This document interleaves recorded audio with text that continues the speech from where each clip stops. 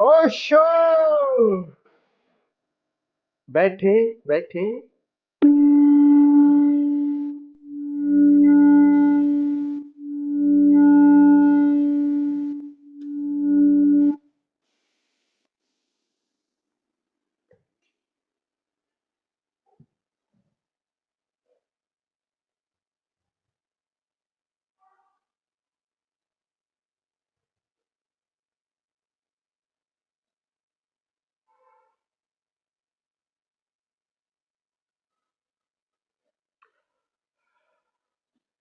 दिव्य प्रेम योग साधना शिविर के इस द्वितीय सत्र में आप सभी मित्रों का हृदय से स्वागत करता हूं। आप सभी को प्रणाम करता हूं।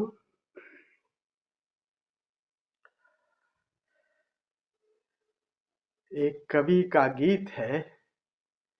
कवि कहता है कि मधुरिमा मधुरिमा यदि कंठ में न होती तो शब्द विषपान हो गया होता। मधुरिमा कंठ में न होती, यही शब्द, ओशो के हम शब्द सुनते हैं ना, लेकिन ओशो के शब्द हमें शून्य की झलक दिखला देते हैं। और यही शब्द हम अगर किसी ऐसे व्यक्ति से सुने और वही शब्द हमें तनाव, चिंता, पीड़ा नीचे की तरफ उतार देते हैं। मधुरिमा कंठ में न होती तो शब्द विषपान हो गया होता। बहुत, एक तरफ मधुरिमा, एक तरफ विषपान, कंठ ही विष जहर उगलने लगता है और उगलने ही लगता है। और दोनों के बीच क्या है? केवल एक प्रेम का धागा, वो मधुरिमा शब्द। जो मधुरिमा है वही प्रेम। यही शब्द प्रेम पूर्ण अगर हो जाए, शब्द एक ही है, तो व्यक्ति को एकदम शून्यता की, स्वयं की झलक दिखला देते हैं। तो जैसे शब्द, शब्द तो वही है, लेकिन वो कंठ, जिस कंठ से वो संवेदनशीलता, वो प्रेमलता से भरा हुआ शब्द निकलता है, तो वही कंठ हमें अपनी झलक दिखला देते हैं यहाँ तक की यात्रा। और वही कंठ में अगर कर्कशता आ जाए तो वही हमें तनाव से, चिंता से, पीड़ा से भर देते हैं। तो कंठ विषपान हो, तो शब्द कह रहे हैं विषपान, वही शब्द जहर की तरह हो जाते हैं। और अगली पंक्ति है कि संवेदना, संवेदना यदि हृदय में न होती, हृदय में अगर संवेदना न होती तो मनुष्य पाषाण हो गया होता। यात्रा जो है सारी केवल प्रेम बीच में है। यही प्रेम हमें पाषाण से मनुष्य तक की यात्रा पर ले आया है। बीच में संवेदनशीलता कहो, समझ में ना आए, संवेदनशीलता कहो। देखो, संवेदनशीलता, लाओ त्से का प्रवचन हमने सुना। लाओ त्से ने ईश्वर का, वो सब प्रेम का कोई जिक्र, केवल संवेदनशीलता की बात, प्रेम की खूब बात की, लेकिन ईश्वर का जिक्र नहीं किया लाओ त्से ने। तो संवेदनशीलता ही हमें पाषाण से मनुष्य की तरफ ले आती है, यही संवेदनशीलता।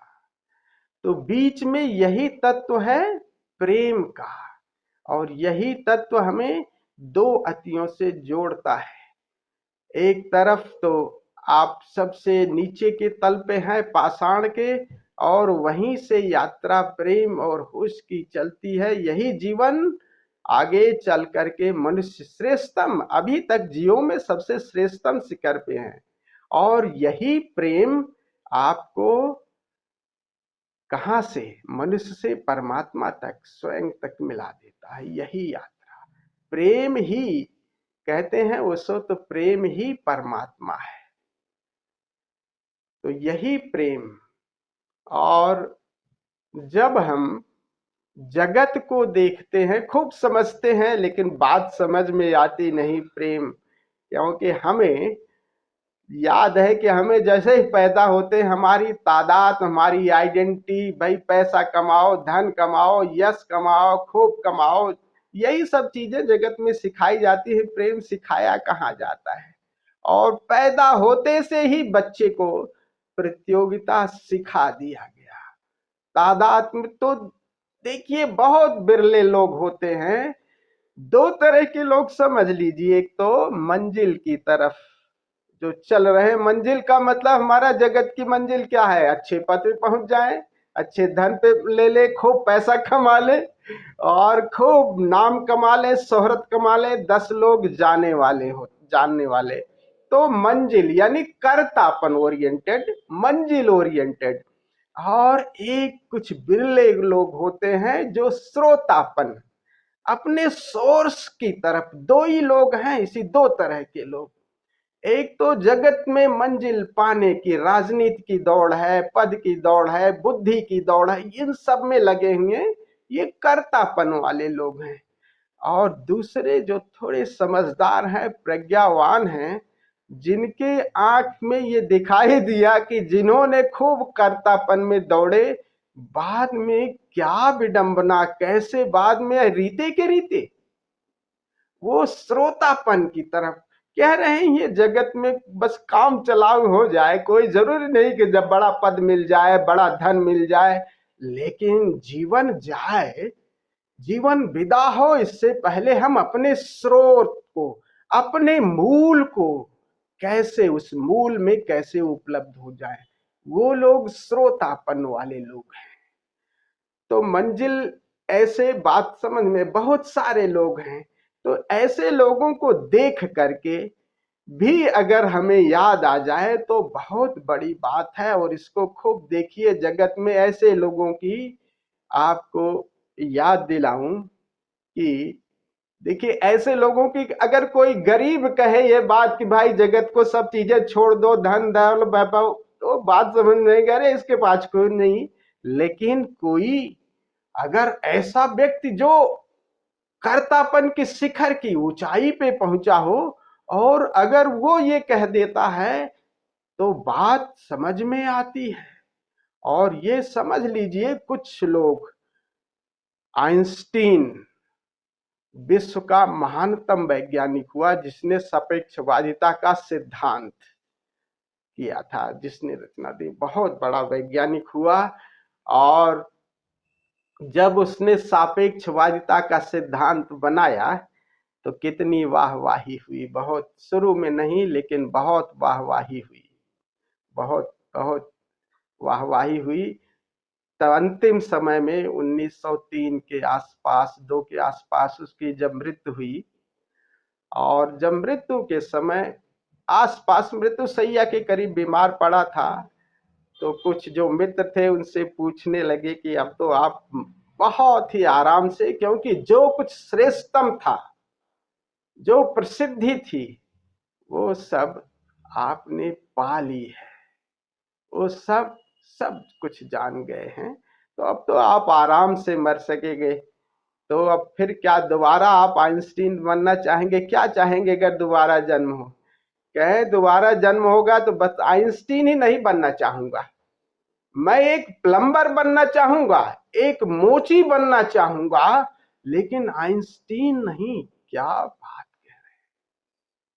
कह रहे हैं, उस चीज को, उस परम को जानकर, उस सापेक्षवादिता को, सिद्धांत को जान करके अंत में मैं ये समझ पा रहा हूं कि निश्चित ही कोई निरपेक्ष सत्ता है जो इस सापेक्षवादिता को जान रही है।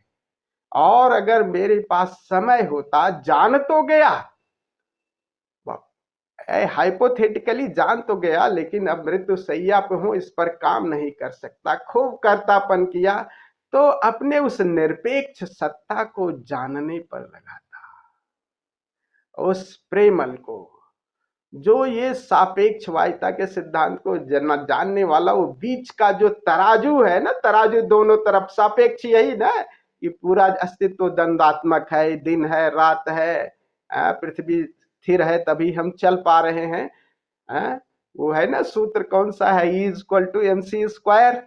MC स्क्वायर ही मतलब एनर्जी, एनर्जी, M, M मतलब मास, उसमें C शब्द जो है वो वही ऊर्जा का, प्रकाश का प्रतीक है। तो ये कह रहा है कि प्रकाश ही जो है वो मास को एनर्जी में कन्वर्ट कर रहा है, वो एनर्जी, प्रकाश ही बीच का माध्यम है।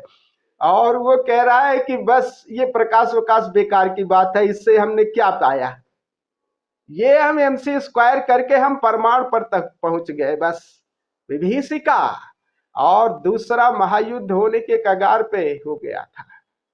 आपको शायद पता होगा कि जर्मन और जापान, ये दोनों एक साथ जब युद्ध रह रहे थे तो पूरा विश्व बहुत उस समय सबसे ज्यादा श्रेष्ठ था, ये दोनों बहुत समृद्ध थे। और आइंस्टीन जर्मन में था, यहूदी था, जर्मनी था, तो ये जब यहूदियों को वहां से हटाया जा रहा था, मारे जा रहे, तो ये भाग के अमेरिका पहुंच गए आइंस्टीन, अमेरिका।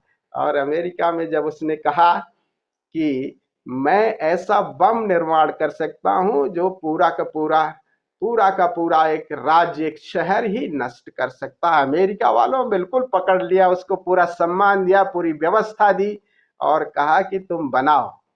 और बम बनाने के जब बिल्कुल लगभग पास में पहुंच गए, तब ये लगा कि तब तक पूरा विश्व जो है जर्मन और जापान के खिलाफ हो गया, और लगभग तब सभी लोग, ये द्वितीय महायुद्ध की बात है, और तब ये लगा कि अब राजनीतिज्ञों ने देखा कि अब तो लगभग युद्ध समाप्त होने के, क्योंकि पूरा विश्व एक तरफ हो गया था। जर्मन और जापान शुरू में भारी पड़ रहे थे, लेकिन जब पूरा विश्व एक साथ आ गया तब वो भारी पड़ने लगे। और उधर अमेरिका में उसने बम बना दिया है। अब बम बना दिया तो बम किसके पास पहुंच गया? पहुंचते ही वो राजनीतियों के, वो सत्ता, अब वो कुछ नहीं हो, बनते ही वो बटन पहुंच गया अमेरिका ने उन राज सत्ता के हाथ में, राजनीतिज्ञों के हाथ में। और तब उसने, आइंस्टीन ने कहा कि जो स्थिति अभी है, और ये स्थिति अभी अपने आप ही 10-15 दिन में युद्ध खत्म हो जाएगा, अब इस बम की जरूरत नहीं है। और देखो ये राजनीतिक कितने संवेदनहीन हैं ये लोग, केवल प्रेम की कमी। उन्होंने कहा नहीं नहीं, अब इसका करेंगे क्या, हमने बना लिया, अब तो मजा आया ही नहीं, अब इसको फोड़ेंगे तो जरूर, जैसे बच्चे पटाखे, अरे कितनी बड़ी बात। और वो बम इसके बावजूद की चाहते चाहते तो ये निर्दोष लोग मारे नहीं जाते, और चाहते तो उसको रोका जा सकता था। आइंस्टीन कह रहा था जरूरत नहीं है, लगभग युद्ध अब 10-5 दिन में खत्म ही होने वाला है। लेकिन वो राजनीतिज्ञ, आई थिंक जो उसकी भी सरकार रही होगी अमेरिका में, जो भी राष्ट्रपति रहा, उसने नहीं, हम तो फोड़ेंगे। और हिरोशिमा नागासाकी में अब भी बहरे जो बच्चे, पूरी जीन्स में भी पहुंच गया, अब भी बच्चे अंधे बहरे, और वो बम गिराया हिरोशिमा नागासाकी में पूरा। और वो अब भी बच्चे जो पैदा होते हैं, तो ऐसे संवेदनहीन लोग हैं। बहुत दुखी हुआ था उस समय। यस, हाँ जी। स्वामी जी, इस पे दो बहुत अच्छी मूवीज है, यदि कोई देखना चाहे। एक तो है ओपन यस, हेमर। हाँ हाँ हाँ, कौन सी? Oppenheimer. Oppenheimer. Oppenheimer ओपन, भी scientist. Oppenheimer. Oppenheimer भी हाँ साइंटिस्ट था, जिसका जिक्र ओशो ने भी किया है। हाँ उसने मेन रोल था उसका परमाणु बम बनाने में। और हाँ। उसके ऊपर फिर बाद में केस वगैरह खूब हुए, बहुत सारी चीजें हुई। और हम्म, एक है पर्ल हार्बर, जो जापान ने जो अटैक किया था उसके ऊपर, अमेरिका के ऊपर, उसके ऊपर मूवी है कि वो लगभग सरेंडर के आसपास पहुंच गया था, तो उसके बावजूद यस। भी उन्होंने बम गिराया। तो बहुत अच्छी दोनों मूवीज देख सकते हैं। हम्म। आप देखिए, थैंक यू अमृतो जी, ये दोनों आप लोग सुन लीजिए। हमारा कहने का मतलब है कि ऐसे जो लोग शिखर पे पहुंचे, उनके जीवन से देख करके आपको शायद जो कर्तापन का भाव है वो थोड़ा सा वो कम हो जाएगा। उन लोगों से नहीं होगा कि गरीब अगर कह रहा है, लेकिन ऐसे लोग असफल जब मरे, और ऐसे लोग जब असफलता की बात किए कि मैं शिखर पे पहुंच करके, ये कर्तापन, ये मंजिल के अपने शिखर पे थे, और वो कह रहे हैं कि अब समय बचता तो हम श्रोतापन की तरफ अपने मूल को तलाशते। बात तो जान लिया, लेकिन इस पर काम करने की बात है। और वही कह रहे हैं वही जो MC स्क्वायर में C है, वो कह रहे C ये प्रेम का प्रकाश है। और वह कह रहा है ये प्रेम का प्रकाश है। तो अंतिम समय में 1903 के आसपास मृत्यु शैया पे थे, उसकी बेटी जो ये लाजरेल थी, उसकी बेटी थी, वो बीमार थी, देख नहीं सका। तो बहुत ही जाता अपराध बोध से आइंस्टीन भर गया, कहा कि अरे इतनी प्रेम की कमी, हम अपने बच्चों को भी नहीं मिल पाए अंतिम। तो वो दूर थी, तो उसको पत्र लिखा लाजरेल को। और वो पत्र जरा सुनिए, थोड़ा सा उस पत्र को मैं आप लोगों को सुना दूं, सुनिए। और ये आइंस्टीन के पत्र हैं, जो शिखर पे पहुंचा हुआ व्यक्ति है वो क्या कह रहा है, जरा आप लोग सुनिए।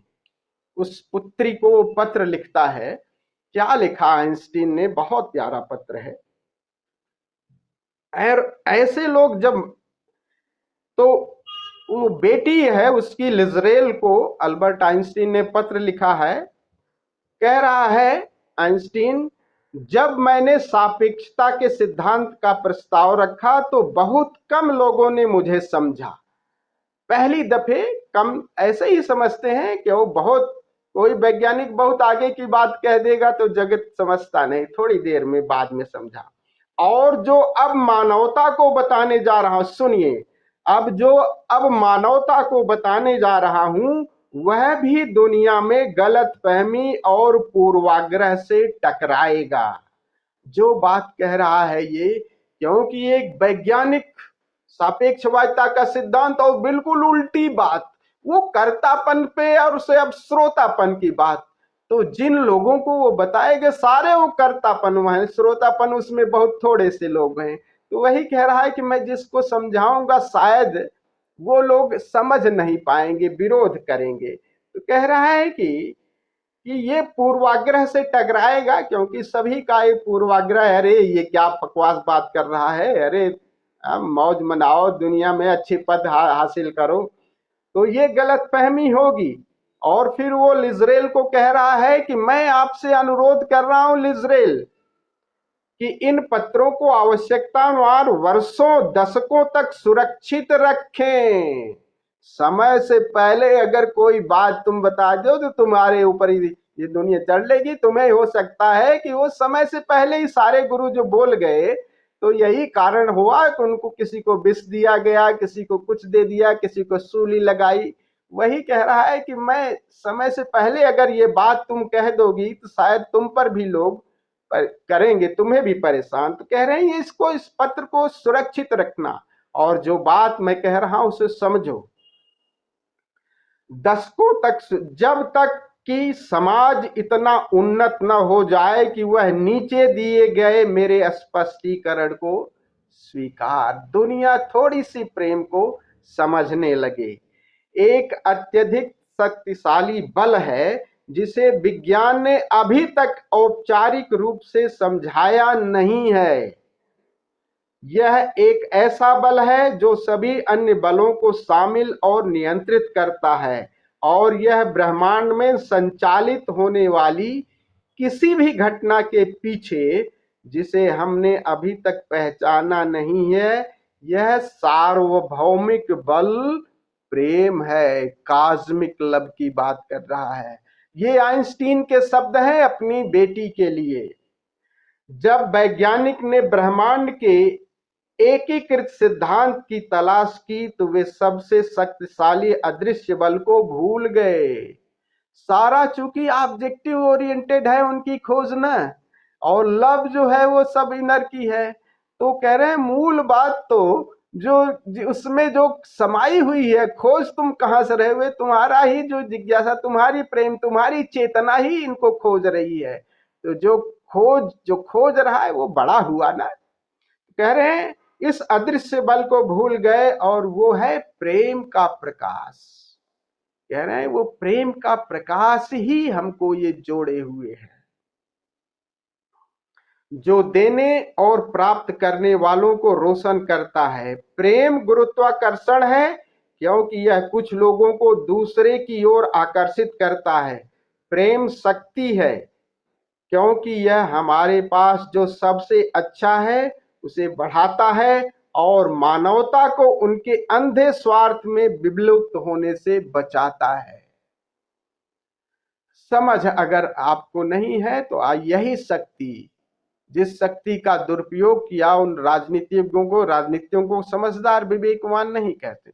उनके पास क्या शक्ति नहीं थी? प्रेम की शक्ति नहीं थी। और आइंस्टीन को भी कह सकता हूं, समझ में नहीं आई, लेकिन उस समय वो भागा था, बाद में समझ में आई। तो बाद के ये पत्र हैं।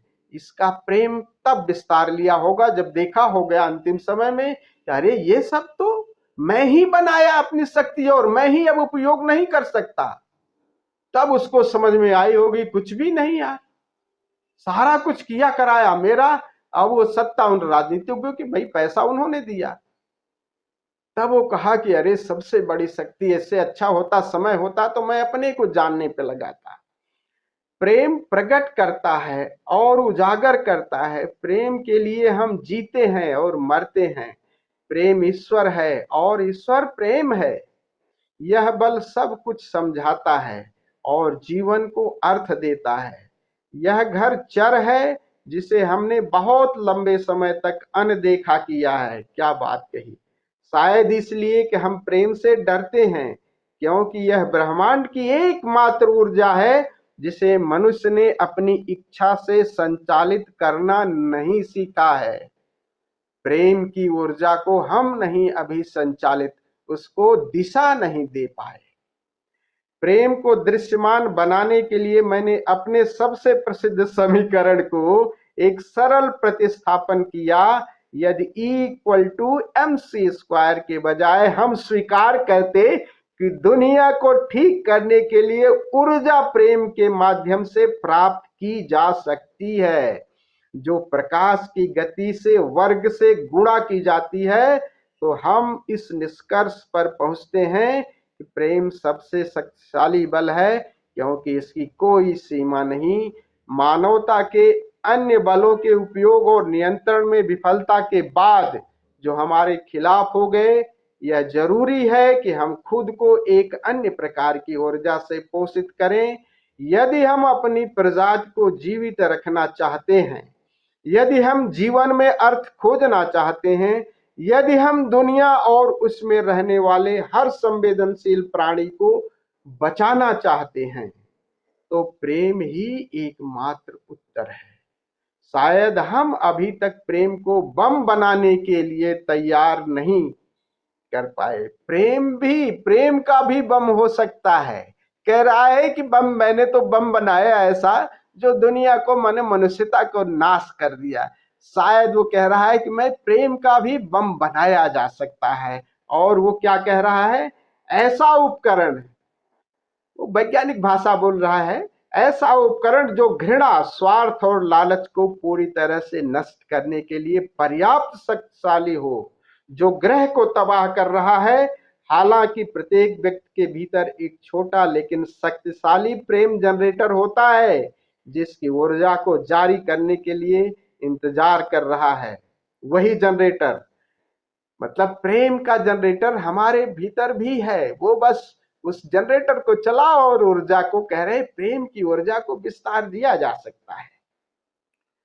जब हम इस सार्वभौमिक ऊर्जा को देना और प्राप्त करना सीखेंगे, प्रिय इजराइल, तो हम यह पुष्टि करेंगे कि प्रेम सब कुछ जीतता है, सब कुछ पार कर सकता है, क्योंकि प्रेम जीवन का सार है।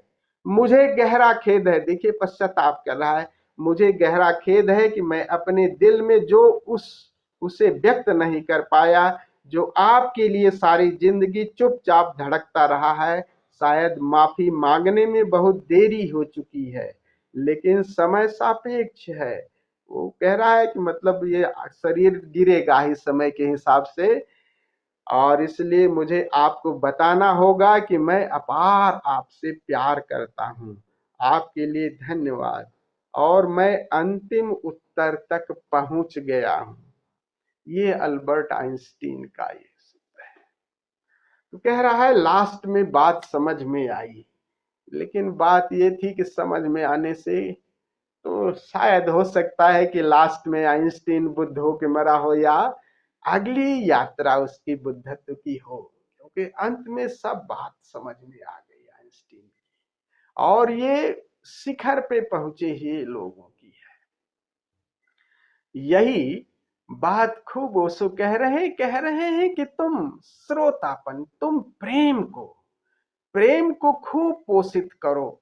माना कि आसपास शत्रुओं का घेरा है, लेकिन प्रेम ही आपको अभय प्रदान कर सकता है। चाहे शत्रु 99 करे, 99% मौके तो ये है कि शत्रु आपकी प्रेम ऊर्जा से ही आपका, अगर चाहते हो अभय हो, आसपास का माहौल और प्रेमल हो, और हमारे शत्रु भी मित्र हो जाएं, तो बस मात्र केवल प्रेम की ऊर्जा से भर जाओ।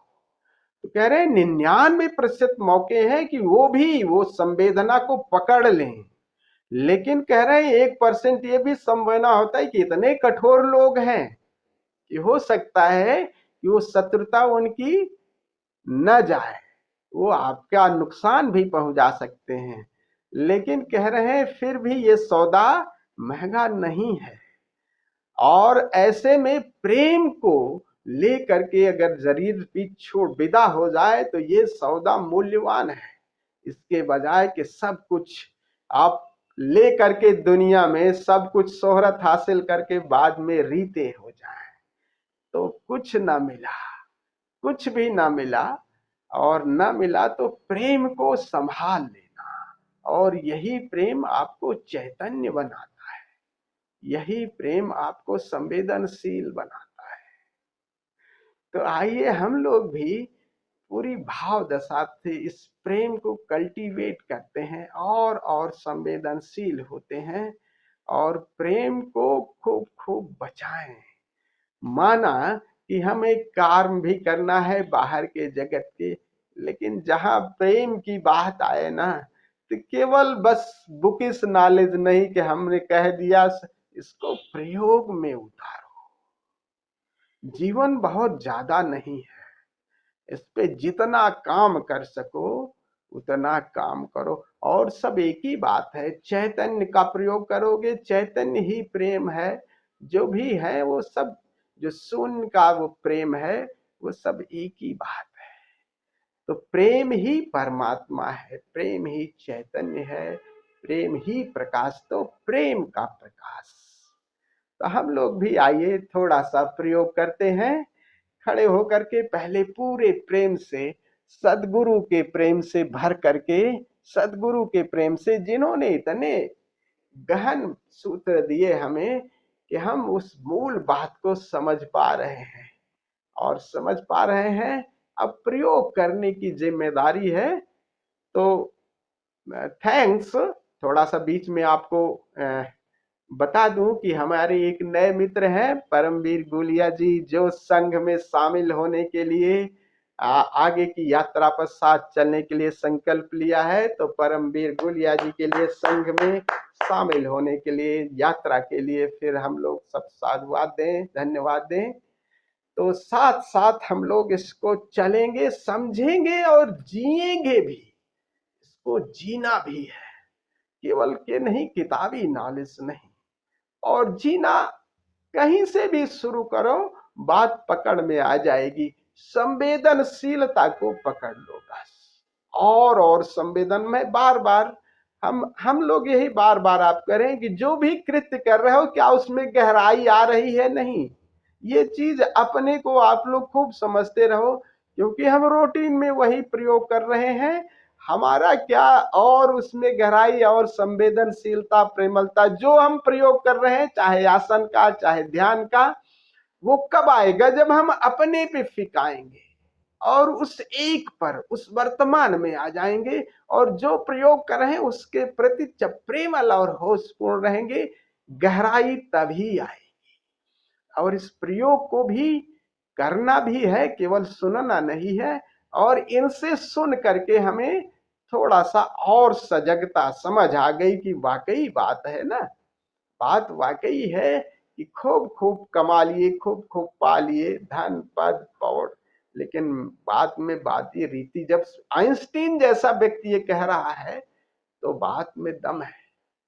तो ये चीज हमारे समझ में गहरे उतरे, और इसी आकांक्षा के साथ आप लोगों से निवेदन करता हूं कि खड़े हो जाएं।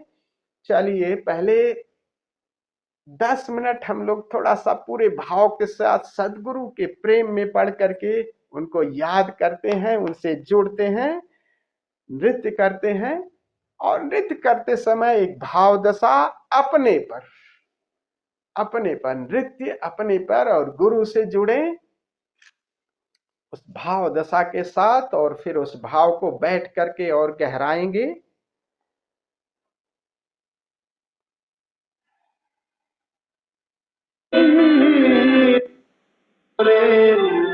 सावरिया मोरे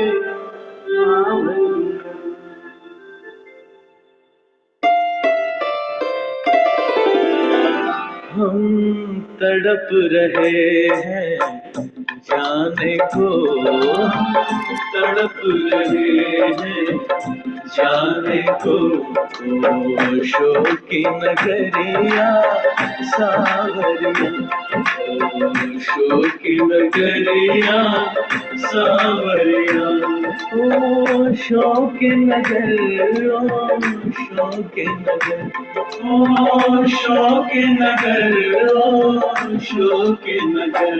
हम भी बैठे संग जाने को, हम भी बैठे संग जाने को, होशों की नगरिया सावरिया, होशों की नगरिया सावरिया, होशों के नगर, होशों के नगर, होशों के नगर, होशों के नगर। हम तड़प रहे हैं जाने को, होशों की नगरिया सावरिया।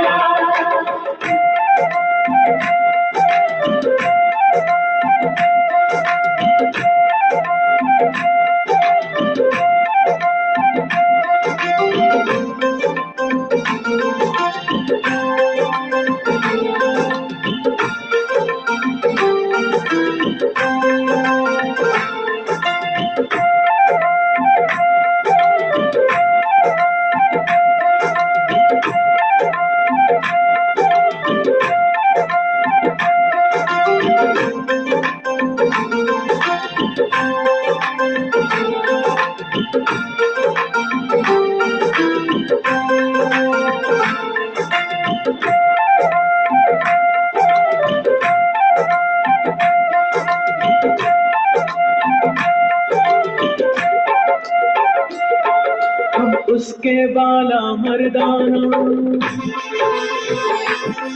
हम उसके बाला मर्दाना, फिर से सतनाम को जाना है। जो प्रेम दिया ओशो ने हमें, उसको घर घर पहुंचाना है। हम उसके बाला मर्दाना, हम उसके बाला मर्दाना, फिर से सतनाम को जाना है। जो प्रेम दिया ओशो ने हमें, उसको घर घर पहुंचाना है।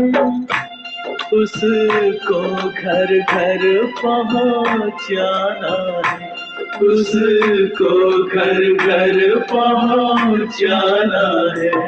हमें गीत प्रेम के गाना है, हमें गीत प्रेम के गाना है। इस कारण हमको जाना है, इस कारण हमको जाना है। होशों के नगर, होशों के नगर, होशों के नगर, होशों के नगर। हम तड़प रहे हैं जाने को, होशों की नगरिया सावरिया।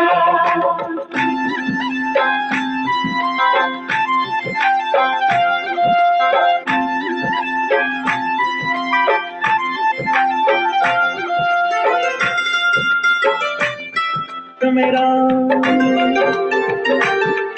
वहाँ काशी और कैलाश मेरा, मेरा मक्का और मदीना है। दुनिया के तीरथ हीरे हैं, वो कोहे नूर नगीना है, वो कोहे नूर नगीना है, वो कोहे नूर नगीना है।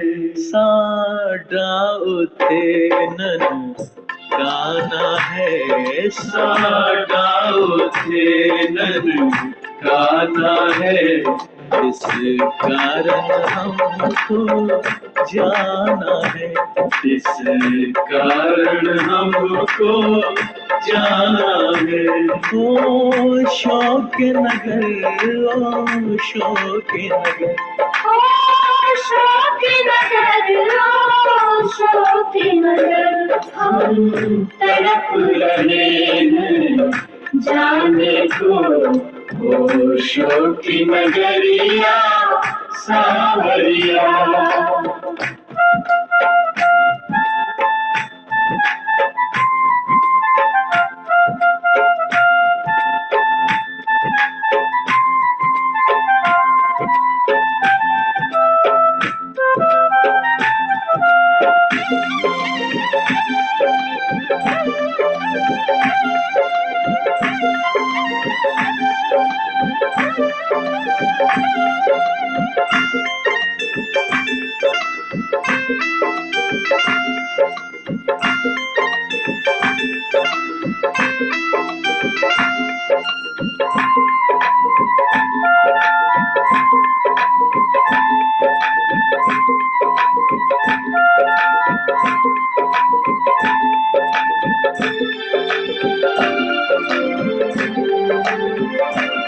वहाँ गोकुल और वृंदावन है, वहाँ गोकुल और वृंदावन है, जहाँ उसने रास रचाया था, उस एक अकेले मोहन ने लाखों को नाच नचाया था। वहाँ गोकुल और वृंदावन है, वहाँ गोकुल और वृंदावन है, जहाँ उसने रास रचाया था, उस एक अकेले मोहन ने लाखों को नाच नचाया था, लाखों को नाच नचाया था, लाखों को नाच नचाया था। फिर से वो रास रचाना है, फिर से वो रास रचाना है, इस कारण हमको जाना है, इस कारण हमको जाना है। ओशो के नगर, ओशो के नगर, ओशो के नगर, ओशो के नगर, हम तड़प रहे हैं जाने को, ओशो की नगरिया सावरिया।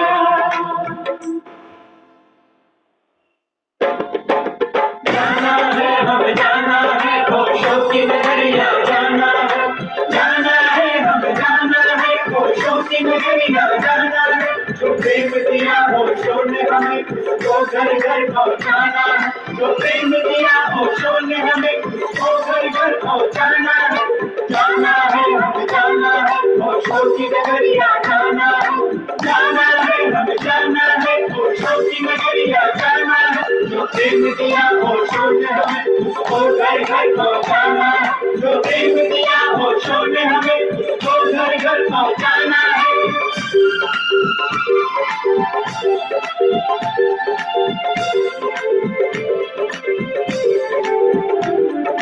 जाना है हमें, जाना है ओशो की नगरिया, जाना है, जाना है हमें, जाना है ओशो की नगरिया, जाना है। जो प्रेम दिया ओशो ने हमें, उसको घर घर पहुँचाना है, जो प्रेम दिया ओशो ने हमें, उसको घर घर पहुँचाना है। जाना है हमें, जाना है ओशो की नगरिया, जाना है, जाना है हमें, जाना है ओशो की नगरिया, जाना है। जो प्रेम दिया ओशो ने हमें, उसको घर घर पहुँचाना है, जो प्रेम दिया ओशो ने हमें, उसको घर घर पहुँचाना है।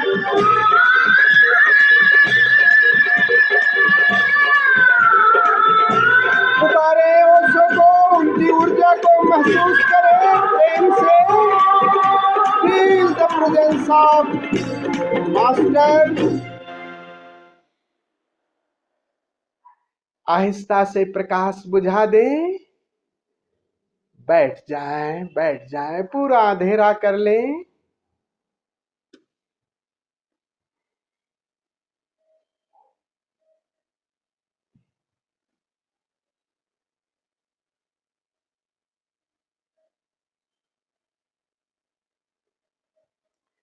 सारी चेतना स्वयं पर ले आए।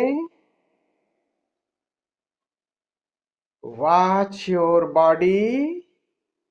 अपने आईफोन लगा लें, एक कान में ईयर प्लग लगाएं ताकि मेरी आवाज आपको सुनाई दे। रीढ़ और गर्दन सीधी रखें। Feel your body.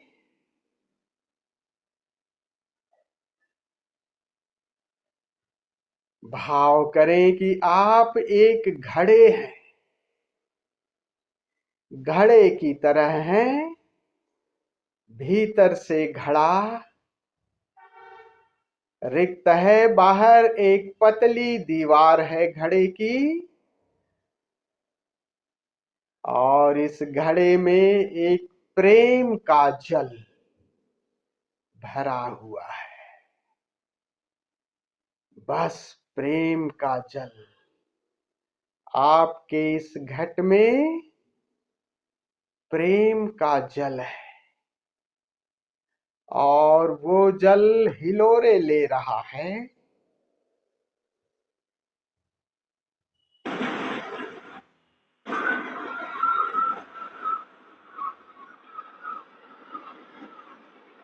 प्रेम का एक गल आप घट की तरह हैं, एक घड़े की तरह हैं जिसमें प्रेम का जल है।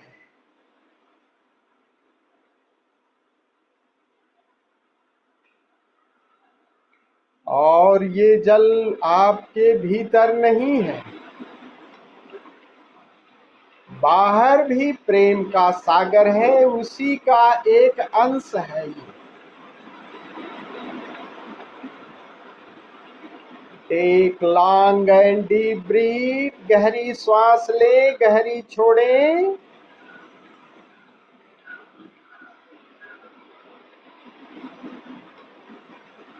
बाहर चारों तरफ से सागर से घिरा ये घड़ा, भीतर भी वही जल, बाहर भी वही जल।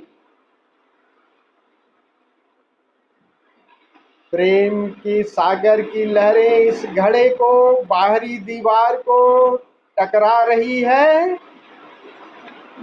और भीतर का सागर भी प्रेम का बाहर के अपने मूल से मिलने के लिए आतुर।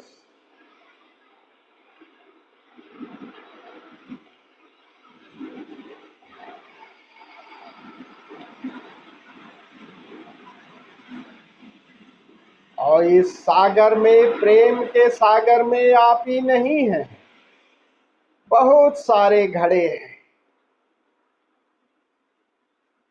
सभी घड़े में वही प्रेम का जल है।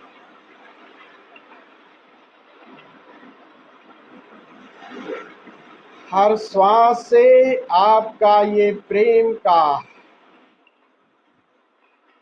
ये जल बाहर के सागर से मिल रहा है। श्वास बाहर गई तो बाहर के सागर से मिली,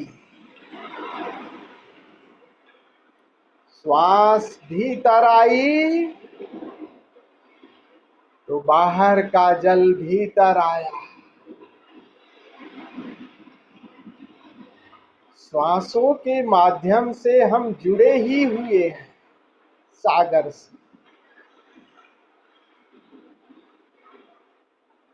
सभी घट से जुड़े हुए।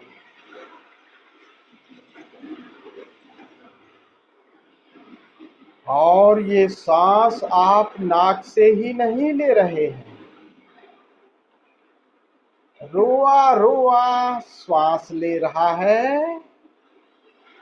Feel it.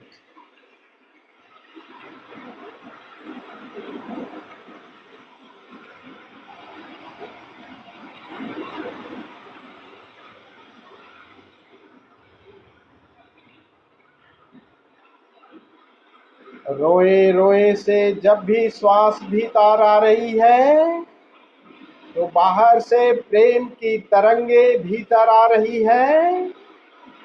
जब श्वास बाहर गई तो रोए रोए से प्रेम की तरंगे बाहर जा रही है।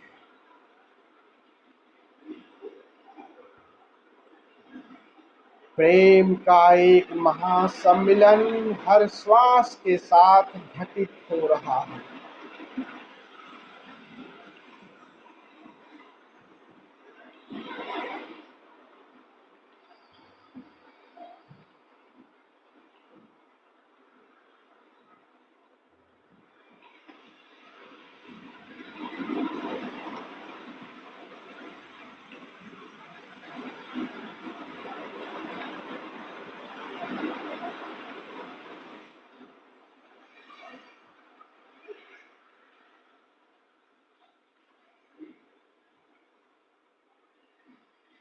ये बीच की पतली दीवार गलती जा रही है। सागर और उस अंश से मिलाप हो रहा है। अंश अपने विराट से मिल भी रहा है।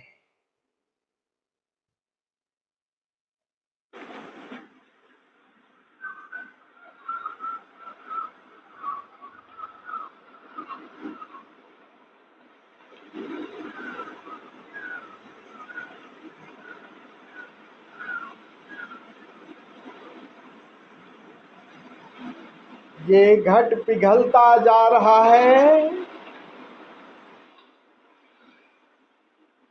अंश विराट में मिलता जा रहा है। प्रेम का सागर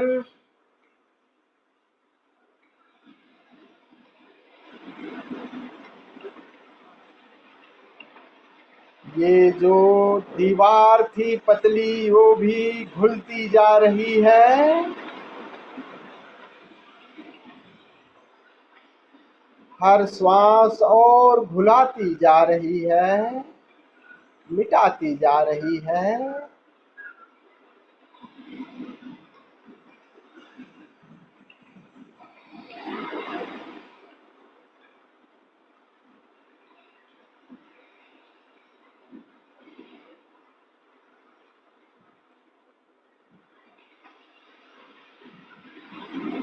बाहर की ये खोल लगभग मिट गई।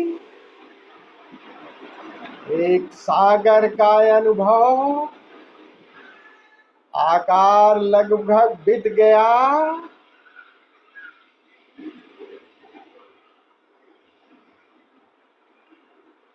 हल्की हल्की झलक है। सागर का अनुभव होने लगा, प्रेम के सागर का। जो थोड़ा बहुत अंश है वो भी मिटता ही जा रहा है।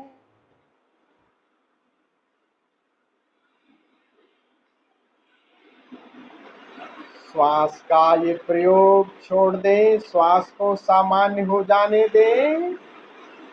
आराम से शवासन में लेट जाएं।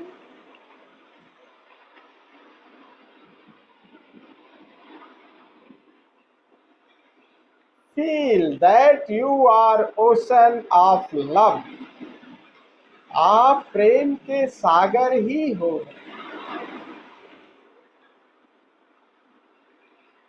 वो जो बीच की दीवार थी वो सब मिट गए।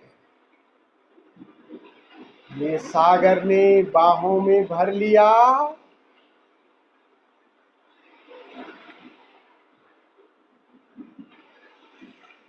और ये सागर कहाँ तक है? प्रेम के सागर की कोई सीमा नहीं, असीम है।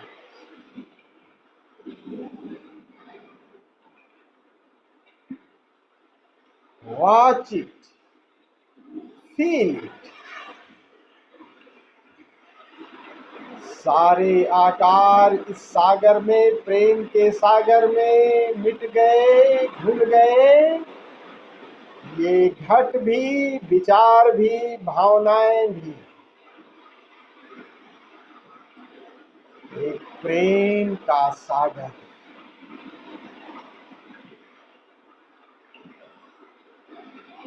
You are the ocean of love. Feel it. Watch it.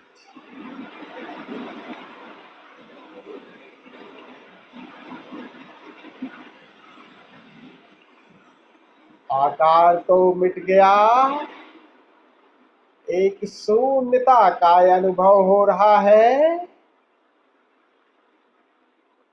प्रेम की शून्यता कहो, चैतन्य की शून्यता कहो, ओंकार की शून्यता कहो।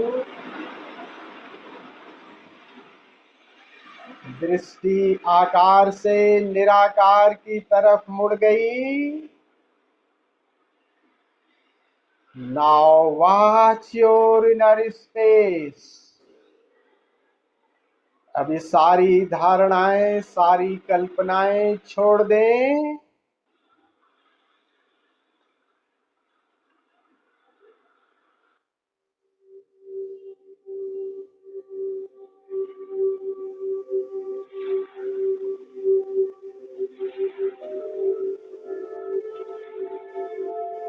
प्रेम से इस शून्य को, इस निराकार को निहारें।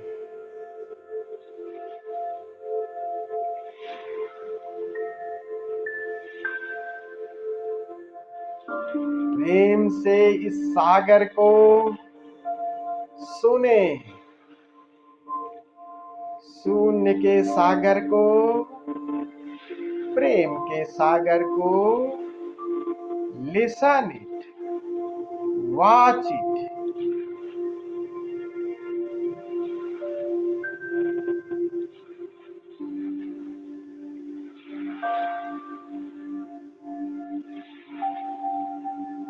यह असीम है, इसका विस्तार,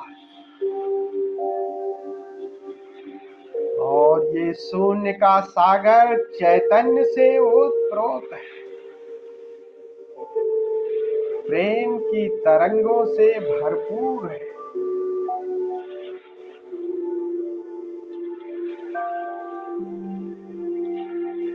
अब इसकी अनंत गहराई में डूबते जाएं, मिटते जाएं, गहरे उतर जाएं और गहरे हो जाएं, सागर ही हो जाए।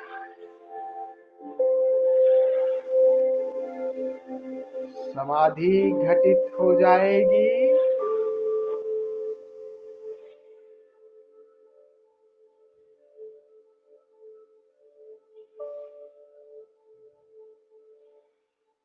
समाधि में प्रवेश करें। हरिओम तत्सत।